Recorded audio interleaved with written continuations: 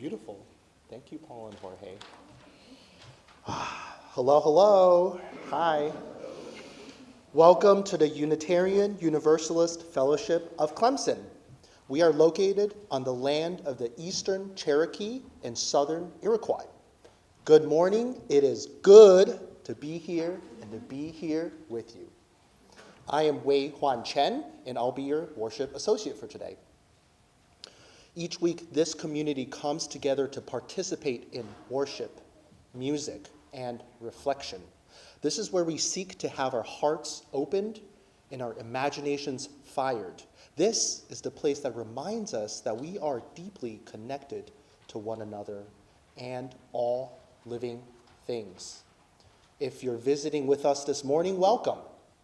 This fellowship is a religious community grounded in the heritage and principles of Unitarian Universalism. We seek to create a loving community, inspire joy and spiritual growth, and support courageous action. All are welcome regardless of religious background, political persuasion, ethnicity, age, ability, sexual orientation, or gender identity or expression. So now I want to welcome our visitors. I don't know if we have any visitors here today. If you would like, I want to extend you an invitation to stand up and introduce yourselves. I don't know if we have any today. Any visitors want to introduce yourselves? Okay. Okay, so announcements. Now it's time for announcements. Announcement number 1, register now. There will be a series of 4 discussion sessions about the proposed Article 2 revisions that are open to all UUFC members and friends. There will be an online series on Thursday evenings and in person on Saturday mornings. To register or learn more, please check out Thursday's weekly connection article or email minister@uufc.org. Okay, so if you guys turn to the back of the order of service, the second item says social action meets today at noon here. So after the coffee hour, Holly Ulbrich has postcard packets to mail. There we go.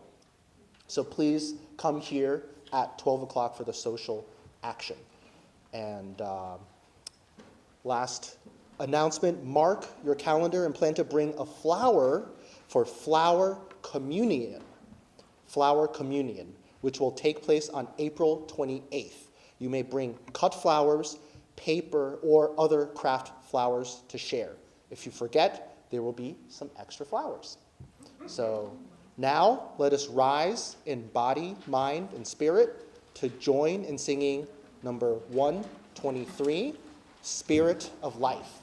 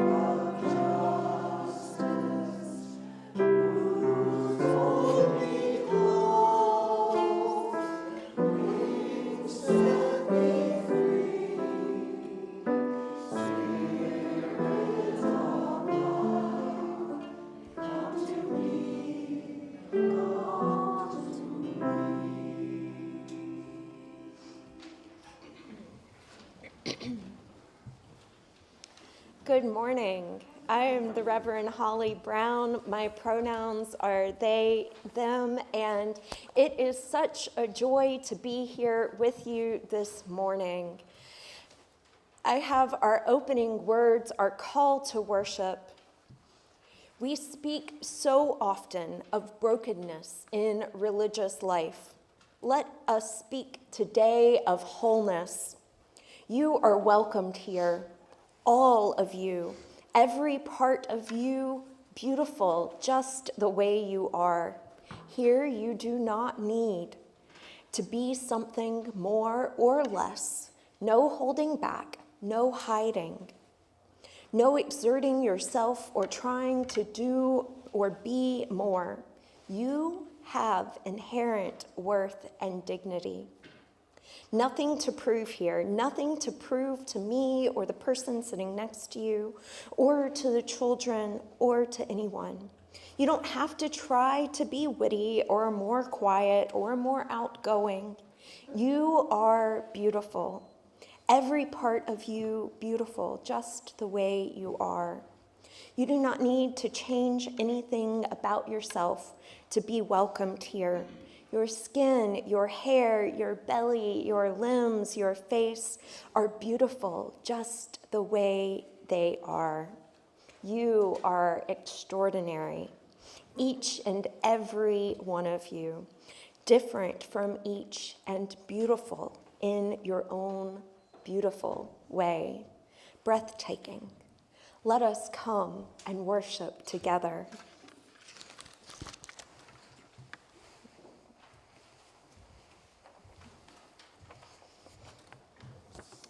Okay, so now I will invite Cody to light the chalice. And as she comes up and lights our chalice, please join me in sharing in this reading of the fellowship's affirmation that is shared in the order of service. We gather together in a spirit of love with justice as our guide.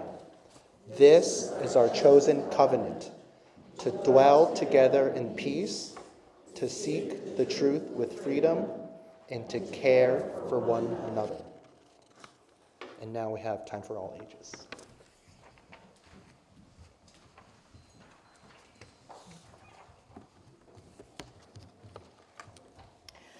As Reverend Holly and I were talking about this service and the plan for it, we started thinking about what story we could offer this morning. And we were looking for a story that was representative of individuals that may not be fully in view. And we wanted to lift up a story that said something about being differently abled or neurodiverse. And although there are a plethora of really good stories that showcase those voices, we didn't want to single out just one kind of representation or neurodivergence. And so we were thinking, well, what story can we find that would be a little bit more universal, a little bit more of abstract of what the experience might be. And fortunately, we have a hive mind, and a fellow director of religious education in the country suggested this story for us, and so this is the one I'm going to share with you this morning. It is I'm Here by Peter H. Reynolds. Can you hear it? Voices, splashes and splashes of sound. I hear it all like one big noise, a big drum, boom, boom, boom, boom. They are there. I am here. Yes, I'm here. I know I am. With the breeze, gentle wind, I love the soft wind patting my head. Tumbling leaf stops at my knee for a visit. Sailing paper glides from the air to me. White rectangle. How did you find me? This is not where the paper wants to be. No worries, friend. I'm here. I make a fold. I fold, fold, fold, fold, fold. I'm done. Ready? We're off. Higher, higher, higher. Clouds. And look, stars. They sparkle loudly like voices on a playground. Splashes upon splashes of sound. Loudly I shout, I'm here.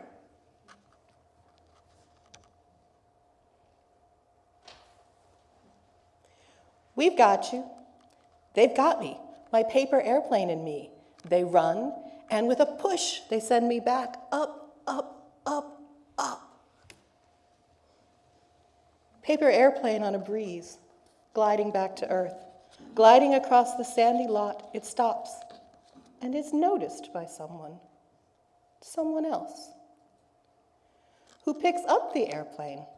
She brings it to me, my airplane. Friends, I'm here, says the plane. I'm here, says the girl's smile. Me too. I'm here.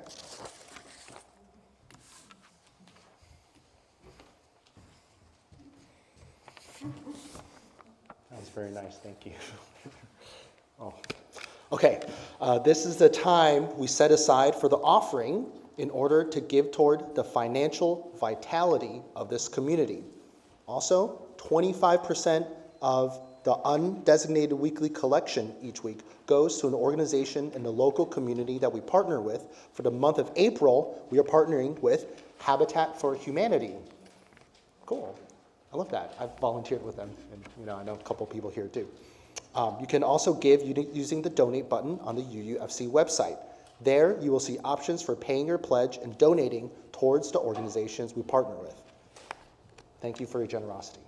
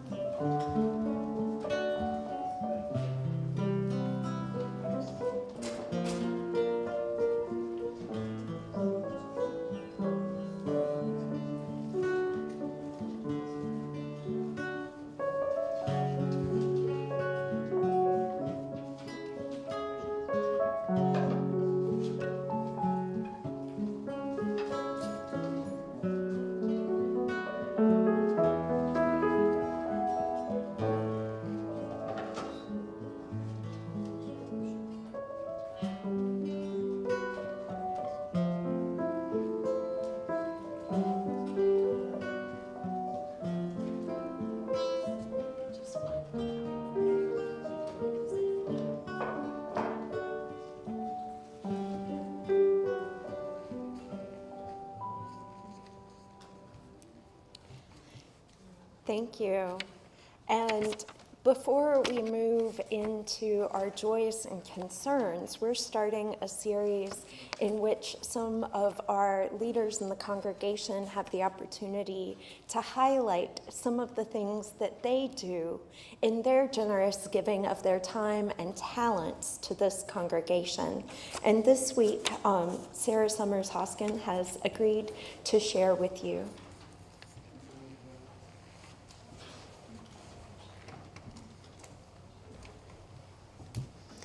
Thank you, Reverend Holly. I brought my notes. See this? I promise only to talk a couple of minutes, okay? I agreed to come and speak with you this morning, just very briefly, a couple of minutes, about volunteer opportunities at the UUFC here. Just quickly here, the fellowship here is staffed in basically in a couple of ways. We have the full and part-time staff, and then we have volunteers, lots and lots of volunteers, okay? There are many people that are already volunteers. I think we sat down with the program council a couple of weeks ago, and what did we count, Holly? It's like 20-something people at least, that were volunteering on a regular basis.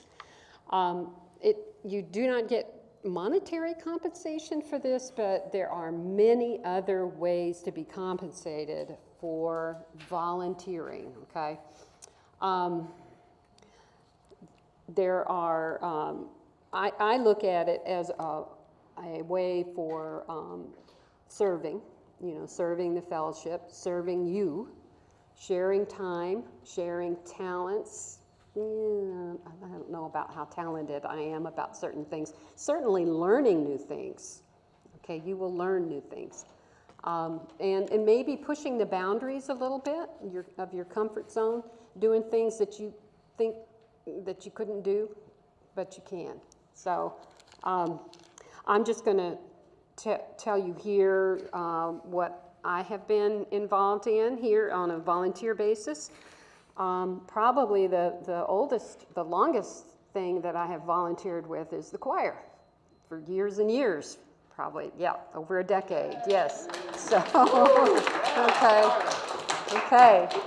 And that's, Monday nights and meet at 7 o'clock and you just, we have a good time and we enjoy creating music, so it's a good creative outlet.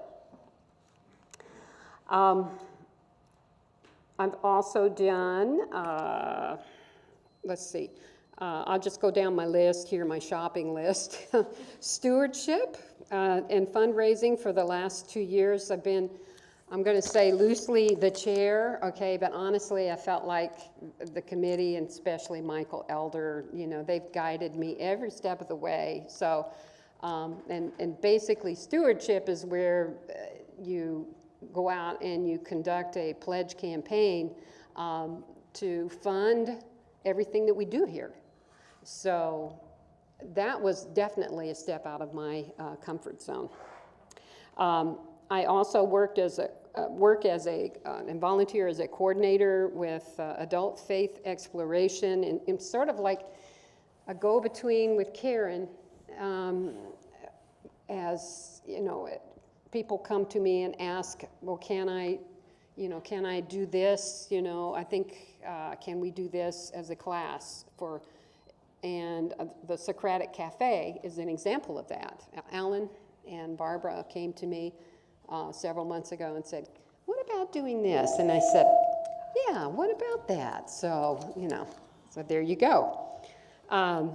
Covenant groups, I also act as a go-between for concerns that arise in the covenant groups. Green Sanctuary, I'm a co-chair on Green Sanctuary. I do that with Meg Williamson. And I've also volunteered, John and I have many times for hospitality. I currently lead the hula hikes too. So, let's see, I'm turning my list over. So, I do a lot, but let me tell you, I am willing at this point to bring other volunteers on board to share the joy, okay? So if you are interested in any, in assuming any of these volunteer positions, please step forward and ask, okay? Thank you.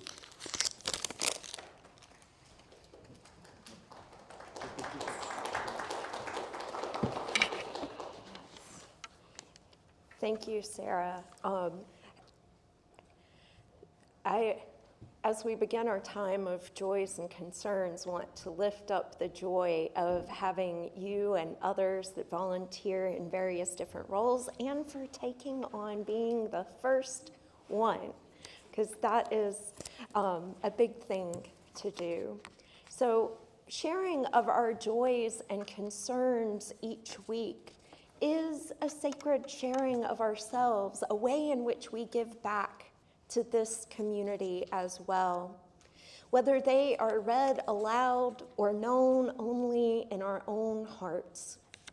It is a time that allows us to recognize the love and care in this community and to know that we are not alone. So as I share our joys and concerns this morning, I have asked Wei if he will add a stone to the shared vessel which represents this community. And so we only have one written joy and concern that was turned in, but I also want to lift up the number of people this week and this past week that have helped care for others with providing meals or checking in on some of the individuals in our congregation that need a little bit of extra love and care right now. And I want to share my joy of having been able to go up to the Mountain Retreat and Learning Center to enjoy my time with some colleagues there, and then being able to come back nourished to be with you.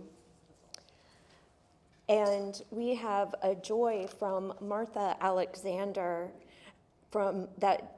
She and Jim were married on April the 6th, 1963, 61 years ago. Yes. Thank you.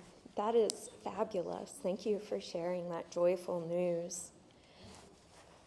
Now we will add one more stone to our shared vessel, representing those joys and concerns that remain unsaid. And take just a moment.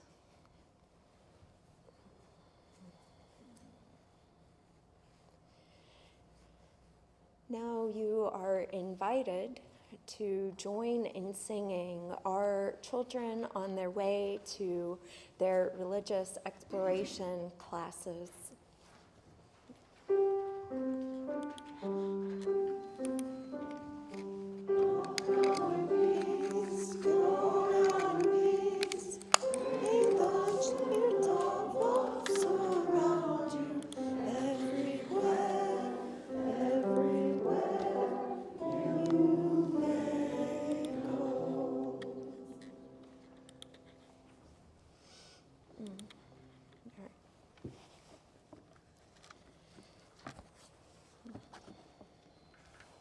I invite you into a space of prayerful meditation with these words. Spirit of life, Spirit of love, forever moving amongst us and within us, we call out your name. We seek to know grace so that we might honor our interconnectedness this morning with each other and those that have gone before us. When we witness suffering in ourselves and in the world around us, may we know compassion. When we are at a loss for words, when we're unsure of the path ahead, may we be guided by compassion to be witness still, to know and to feel the truth that this human family is broken and that it is breaking with every life lost and with each time someone's dignity is denied. When we find ourselves exhausted and defeated and unsure of where to go, may we keep witnessing, turning ever further toward your still small voice. And Spirit of life, remind us too that the experience of suffering does not close us off from the possibility of joy. May we know that our interconnectedness is a miracle, and may it be a refuge for us, felt in the voice of a friend, in the touch of a loved one, in memories of days spent in good company. May we remain grateful for the goodness we've witnessed and enacted in the world, and may the warmth of our lives together hold us in love as we move into a future that is as uncertain as ever. We ask, dear God, to know your presence, that it may remind us of what is sacred in each precious moment, even in our brokenness. And may you teach us that sacred presence too, that we might know ourselves here and now, that we may be present for this one wild and precious life. May it be so, and amen.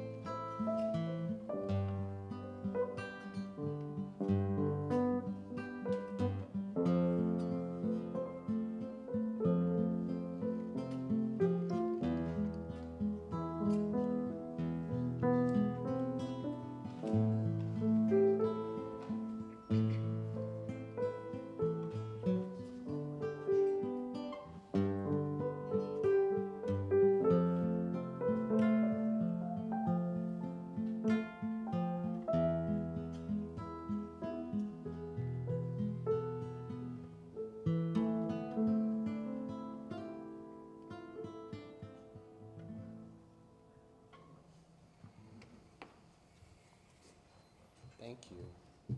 Beautiful music for this wild and precious life, right? Yeah, that was really nice. Okay, so now, please join me in a little reflection that I wrote, which is about how the UU principles relate to this topic of diversity and representation, which is a topic near and dear to my heart. So it's very nice to share this pulpit with Reverend Holly. So when I reflect on UU's principles, especially the first three principles, which relate to dignity, compassion, and acceptance of all people, one question for me emerges, which is, what does it mean for me to develop a relationship with someone that is based in love and understanding? And is it possible to have a positive and intimate relationship with someone, even if they're different than me?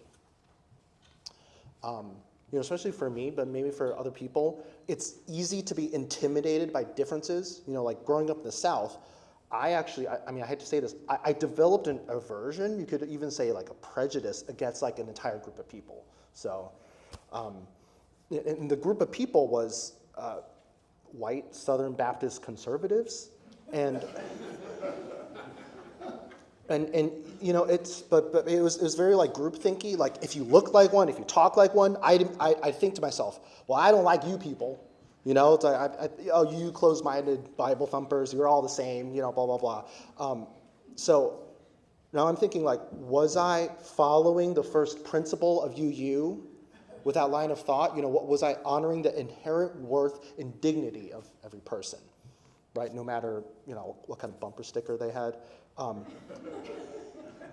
Or was I being selective with my tolerance, picking and choosing who I thought deserved my empathy based on perceived notions of group identity, right? So to me, that's what's challenging about the first principle, is that it doesn't say the inherent worth and dignity of every person, except for those who don't deserve it, right?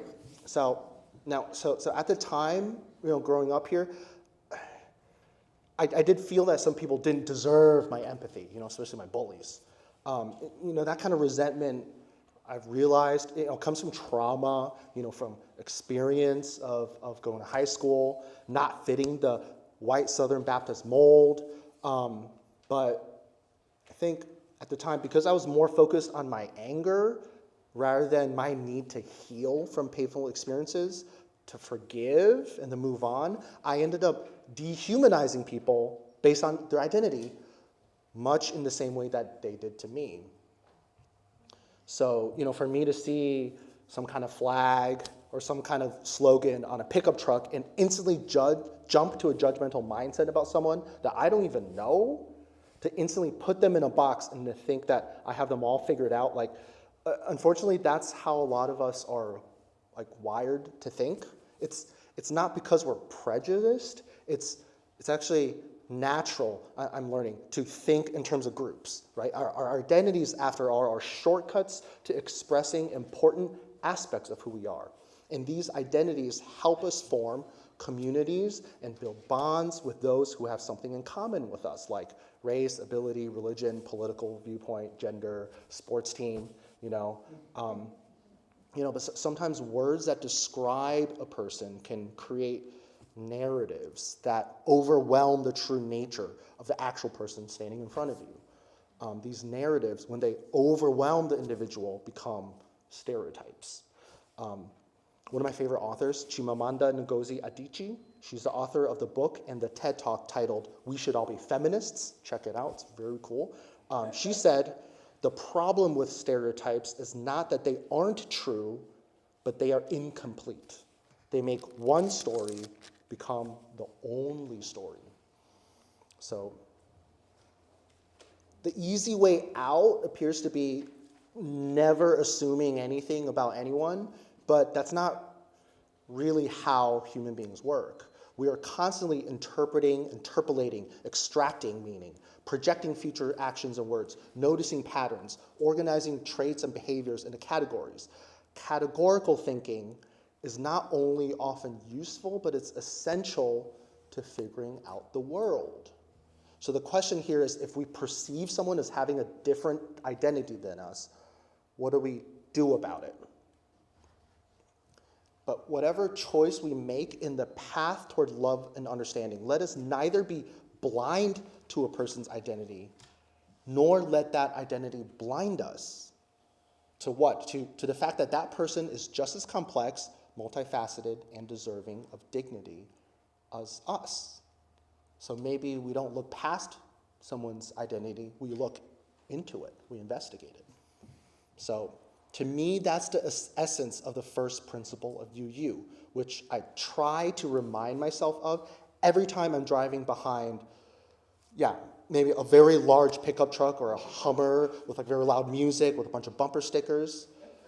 The inherent worth and dignity of every person. The first principle allows us to overlook differences in identity, which helps in overcoming barriers to empathy between perceived in-groups and out-groups. And it allows us to celebrate differences in identity and to truly love, not fear, the things that set us apart. Thanks.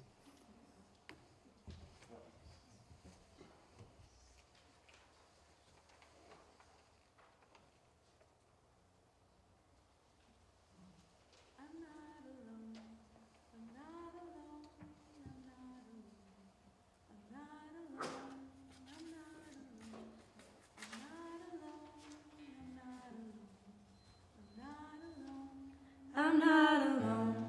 I'm not alone. I'm not alone. I'm not alone. I'm not alone. I'm not alone. I'm not alone. I'm not alone. I forgot for a minute who I belong to. The Mama Earth, the wind and rain, the beauty and the pain. I'm not alone. For me, the world was created. I'm not alone. To dust I will return. I'm not alone. I'm not alone. I'm not alone. I'm not alone. I'm not alone. I'm not alone. I'm not alone. I'm not alone. I forgot for a minute who I belong to.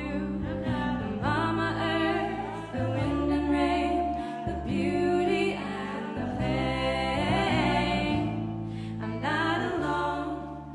For me, the world was created. I'm not alone. To dust I will return. I'm not alone. I'm not alone. I'm not alone. I'm not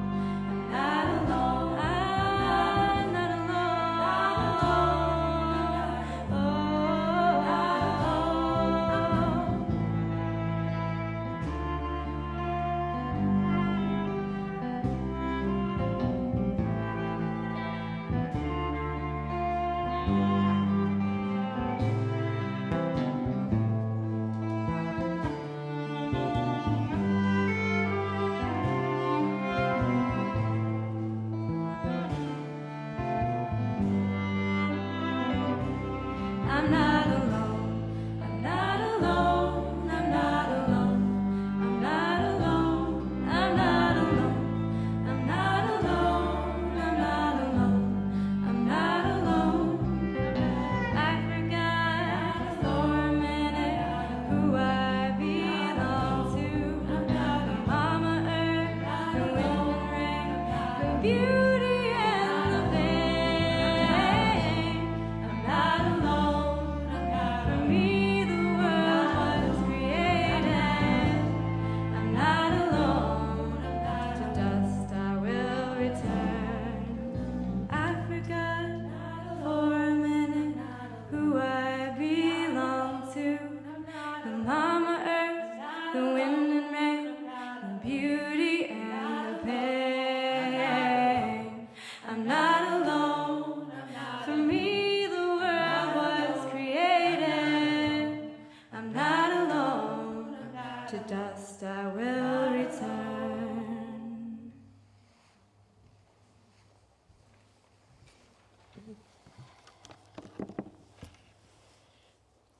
So Before I start with my sermon, I want to ask if somebody will turn on the lights, because it was so beautifully bright in here this morning that we didn't think about turning on the lights. Just realizing it.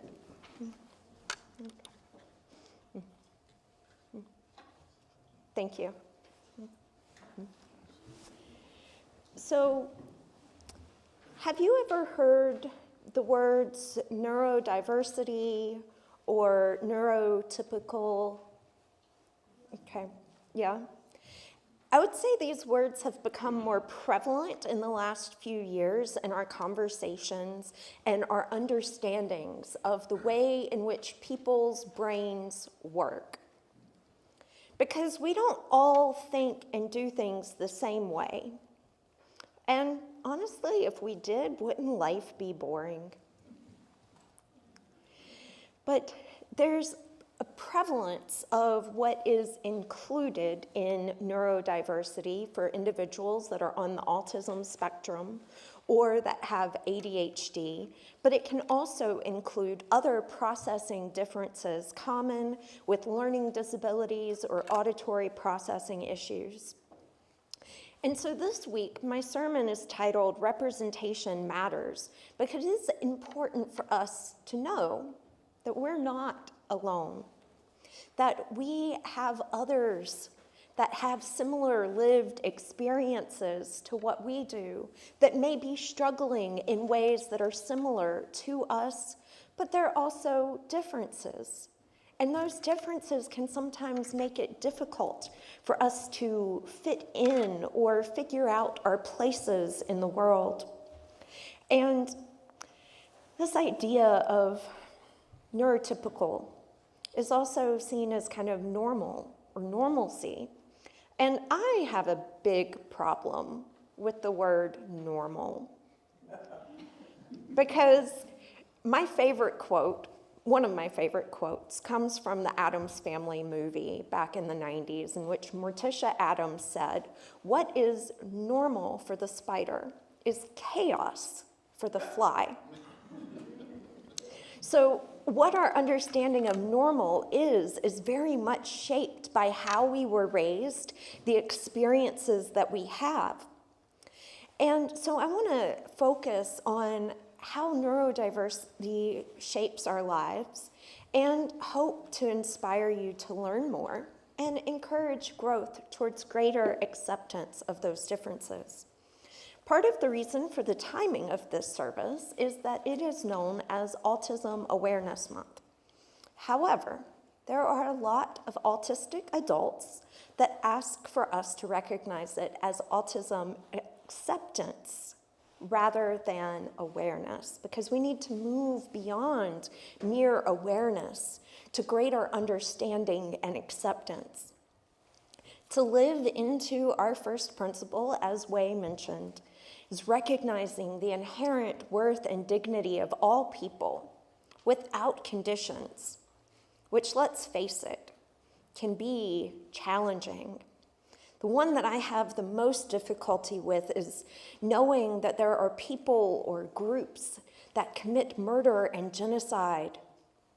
I have a really hard time remembering my first principle in those moments. And that's even as a minister.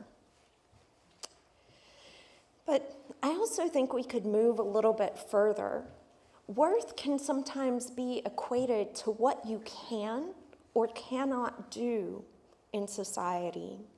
And so if we add something as simple as a why to worth and make it worthy, being worthy of love and acceptance.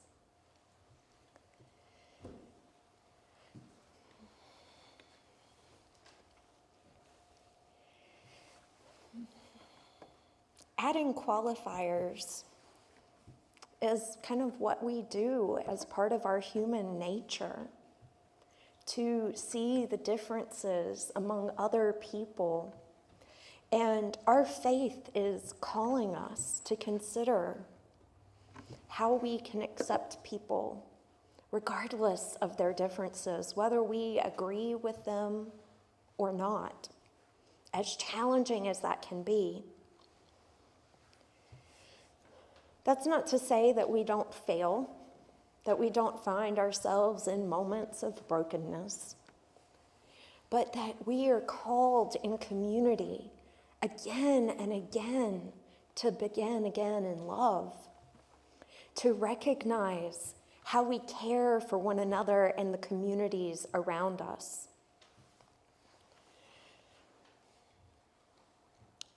Greater acceptance of neurodiversity as a religious community is one of the ways that we can do this. This doesn't look the same for everyone, just like neurotypicalness does not look the same for everyone. And some people that experience neurodiversity have gotten really good at masking, at pretending, at blending into society. But it does have a cost in doing so.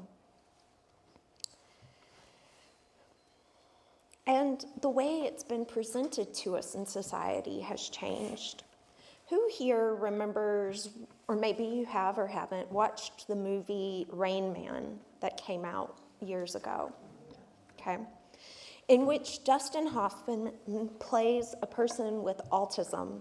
He fixates on Abbott and Costello skits and turns out to be really good at counting cards to his brother's delight, played by Tom Cruise. And this is how media for years has presented autism, of having special interest or kind of savant characteristics in which they are good at math or other things. But there's a more nuanced way that it is being represented in recent years. Has anybody here watched the show that was created on Netflix called Atypical?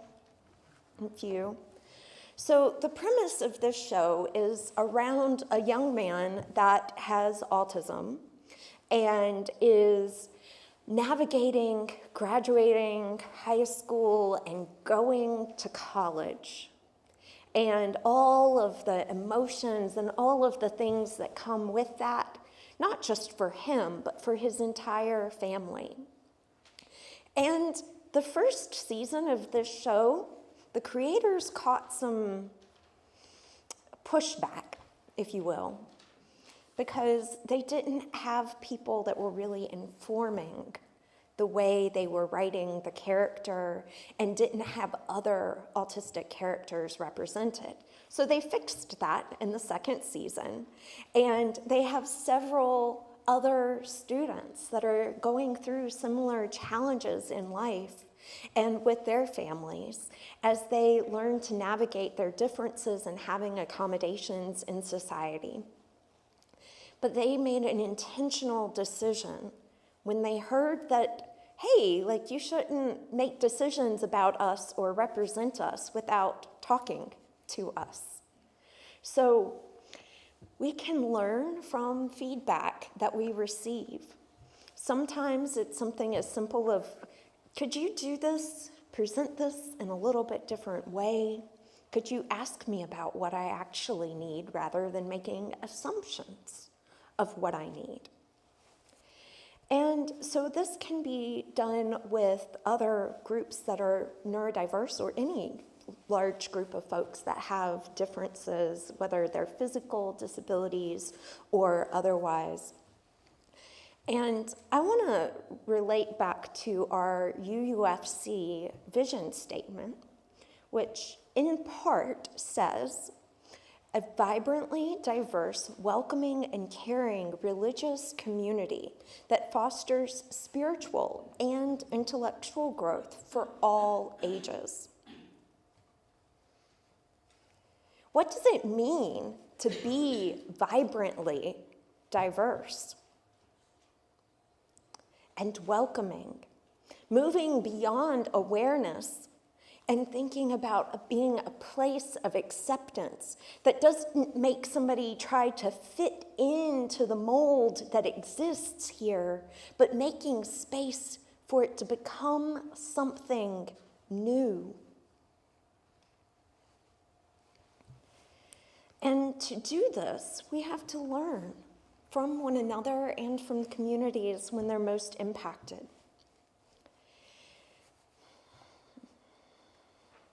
What are the ways that we are all represented in our shared spaces, whether they are online or in person?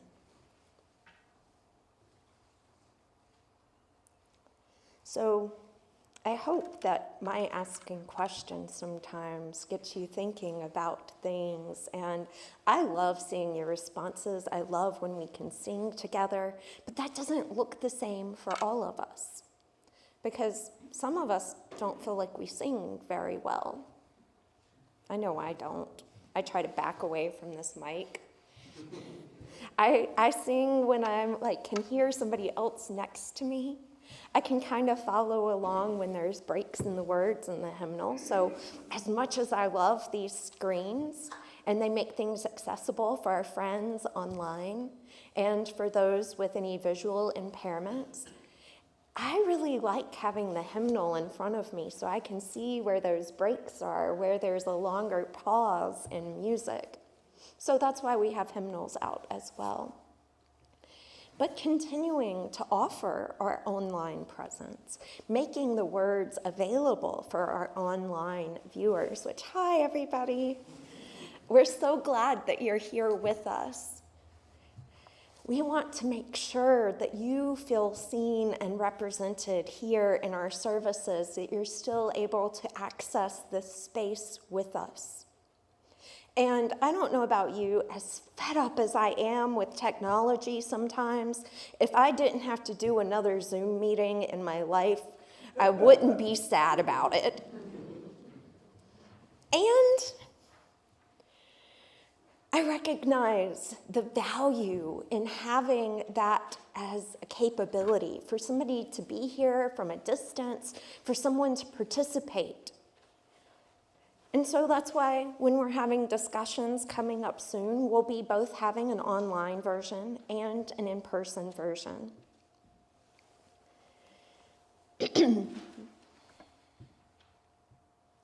And sometimes we make changes to our physical space. We rearranged the chairs, and there's some benefits and some drawbacks in doing this. You don't see the people across the sanctuary as well, but I've heard that you maybe hear a little bit better in the center section at least. But we all have different needs, and we try out different things. We have a kids area back here. I don't know if y'all have ever paid attention to all the fun stuff that's back here. We have busy bags, we have coloring sheets, we have books, we have fidget toys, because we want to make this space available to young people, whether they stay in the service for just a little bit or decide to stay with their families for the whole service.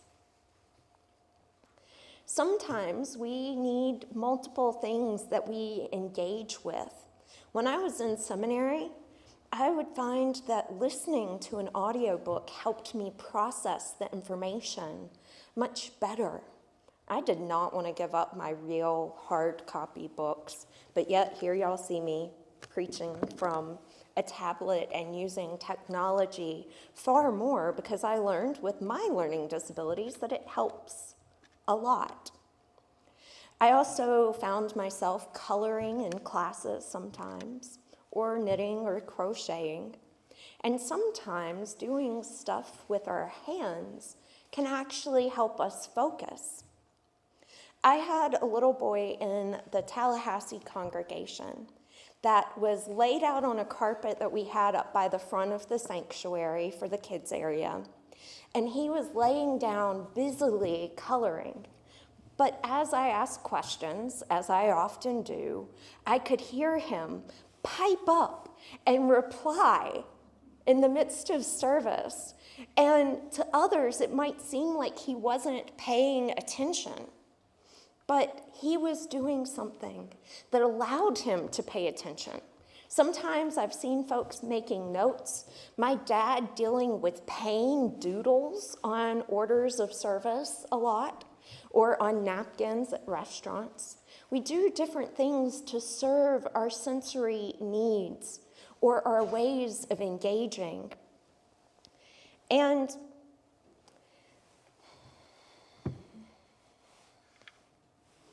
we like to have space for those differences. And as I mentioned, autism is one of many types of neurodiversity that exists.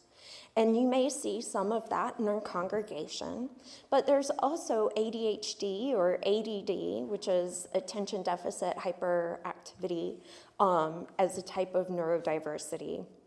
And it can make it difficult to concentrate or to sit still. It might mean impulsivity or forgetfulness. And both ADHD and autism have this thing called stimming, in which you find ways to self-comfort, whether it is moving your hands or tapping your foot or fidgeting with something. Although some of us just fidget like a lot. But we have other ways of processing learning disabilities, for example, is neurodiversity. And so I have an experience that I wanted to share with you briefly. When I didn't get diagnosed with dyslexia and dysgraphia and slower than average processing until I was 22 years old. And learning that I just learn differently was such a relief and allowed me to learn new ways of doing things. But I ran into some discrimination that I hadn't expected. Somebody that I knew said that I must be lying because to him, I either was lying about graduating from college or I was lying about having dyslexia because he assumed that having dyslexia meant that I couldn't read at all. Now, I've not run across that kind of thing since then, thankfully.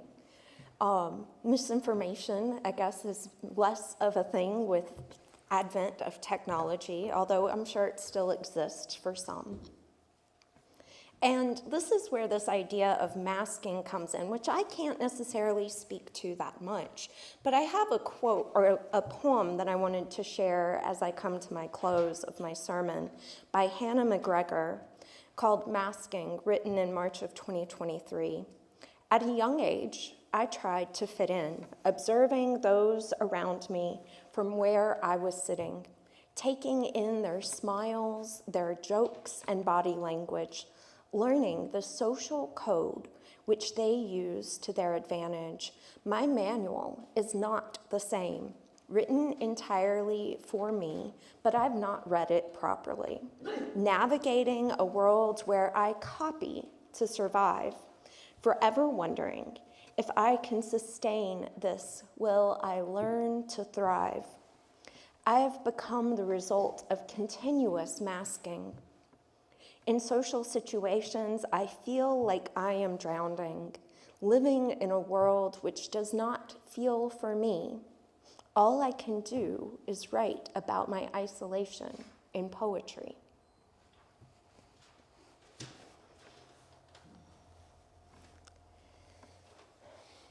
So her experience is something that many that have neurodiversity find in going through school systems that were not designed for them. Although I'm happy to see that education plans are something that are implemented more in this day and age and recognize that diversity and needs more than they have in the past. And I said I was coming to a close, but I have one last thing, and I have an image that I've asked Ramy to show up on the screen for me. How many of you have heard of Autism Speaks or seen the puzzle piece representing autism? So, according to the National Autistic Society in 1963, it was created by Gerald Gasson because he believed that autism was a puzzling condition. According to Autism Speaks, The blue puzzle piece they use represents the search for answers that will lead to greater understanding and acceptance for people on the autism spectrum, their diverse challenges, abilities, and strengths. So that sounds good on the surface, right? But then autistic community says this often translates in a search for cures and treatments rather than acceptance. Differences in how things are done does not mean that they need to be cured. The organization's name is also problematic because it implies that autistic people cannot speak for themselves and that they need others to speak for them. So autistic and neurodiverse individuals have asked that the infinity symbol be used instead. A golden version representing autism and a rainbow one for neurodiversity, which is the umbrella that encompasses ADHD and other learning differences. So I invite you to continue to learn more about neurodiversity by looking for resources that originate with autistic and folks that are neurodiverse. And so the symbols here are the puzzle pieces, and the autistic community and neurodiverse communities say that these aren't a good representation because they're saying that they are missing pieces that need to be a puzzle that needs to be completed, or that they're puzzling, whereas the infinity sign representing their ongoing difference of their neurodiversity. And so I invite us as a faith community to create a place of acceptance, a space where everyone can bring their full selves into this community. May it be so. May we make it so. And blessed be. You are now invited to rise in body or in spirit wherever you are and join in singing number 86, Blessed Spirit of My Life. And this one might be a little bit less familiar, but we're going to work on it together.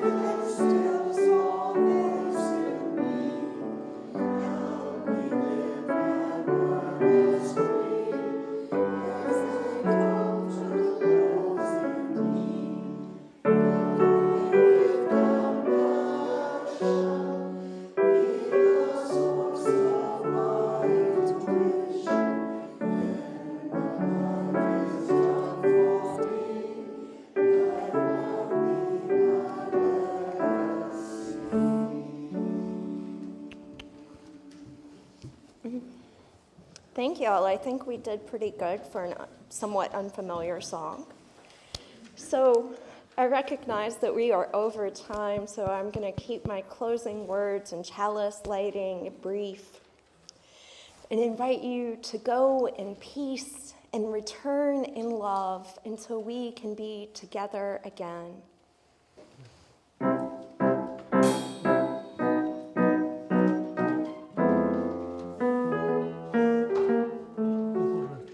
Would you sing if I sang no more tune? Would you stand up and walk out of me? Lend me your ears and I'll sing you a song, but don't try not to sit out of key. Oh, I get by with little help from my friend. I'm gonna hide with little help from my friend. I'm gonna try with little help from my friend.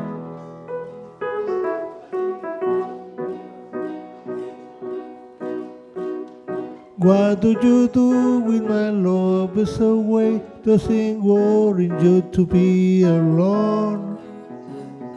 What do you feel by the end of the day? Are you sad because you're on your own?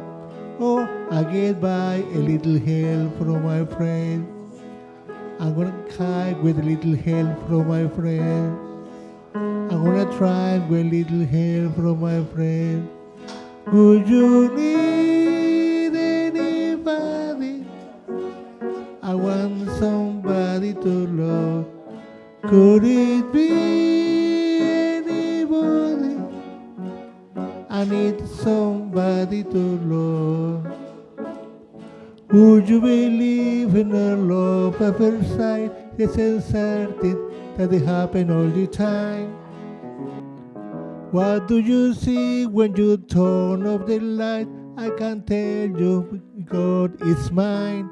Oh, I get by a little help from my friend. And get high with a little help from my friend. I'm gonna try with a little help from my friend, with a little help from my friend.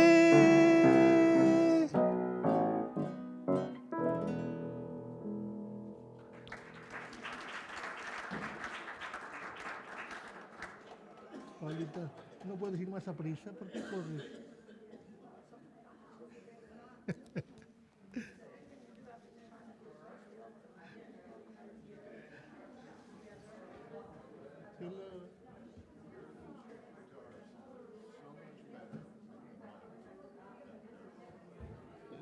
With no mic.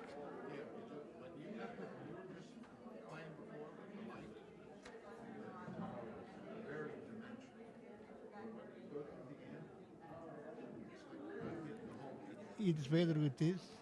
It's better. Ah, okay. Thank you. Uh-huh.